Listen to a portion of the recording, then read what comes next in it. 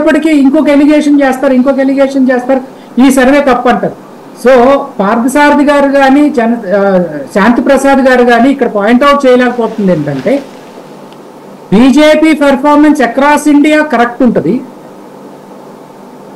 ఈ సర్వే ప్రకారం వాళ్ళు దాన్ని ఒప్పుకుంటారు. కానీ ఆంధ్రప్రదేశ్కి వచ్చేటప్పటికి జగన్ గారి కోసం మ్యానిపులేట్ చేశారు. So this is what the difference. ఈ డిఫరెన్స్ ఉండి ఈ థాట్ ప్రాసెస్ ఉన్నంత కాలం కూడా ఎవరూ కూడా ఆ పార్టీని బాగు చేయలేరు.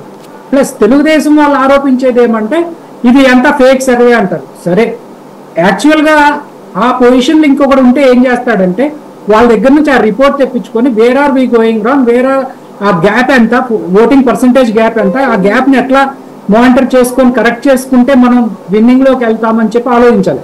అంతేగాని బుర్ర జల్లుకుంటే వచ్చే ప్రయోజనం లేదు.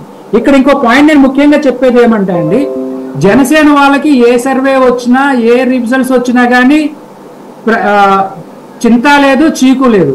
వాళ్ళకి వచ్చేది ఒక నెంబర్ 0.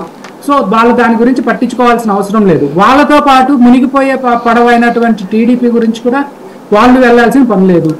సో ఇక బీజేపీ వాళ్ళు వచ్చేటప్పటికి ఏంటంటే వాళ్ళు ఎలాగూ వాళ్ళ పార్టీ అధ్యక్షురాల దగ్గర నుంచి చాలా వరకు లో క్యాడర్లో కింద క్యాడర్లో ఉన్నంత వరకు మొత్తం అందరూ కూడా తెలుగుదేశం ప్రయోజనాల కోసం పనిచేస్తారు కాబట్టి ఈ సర్వే తప్పని చెప్పాలి.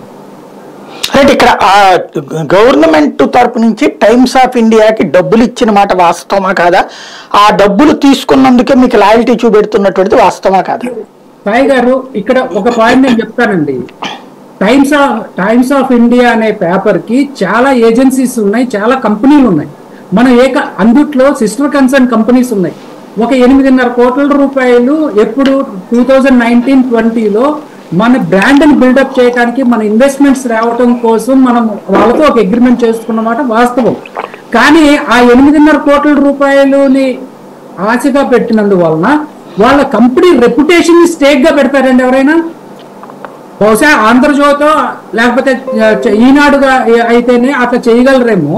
కానీ ఒక బ్రాండెడ్ పేపర్, ఆ పేపర్లో పనిచేయటం కోసం చాలా మంది గర్వపడతారు.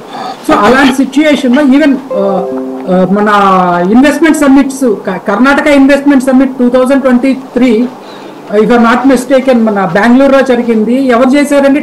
టైమ్స్ గ్రూప్ చేసింది. అది that contract is around 70-80 crores. ఇవాళ మన ఉత్తరప్రదేశ్కి ఇప్పుడు మొన్న జరిగినటువంటి ఇన్వెస్ట్మెంట్ సమ్మిట్, దానికి బ్రాండింగ్, దానికి పబ్లిసిటీ ఎవరు చూసారండి? సో వాళ్ళు రేపు పొద్దున ఏదైనా సర్వే ఇస్తే ఇంకా బీజేపీ కోసం ఇచ్చినట్టేనా? Do they mean that?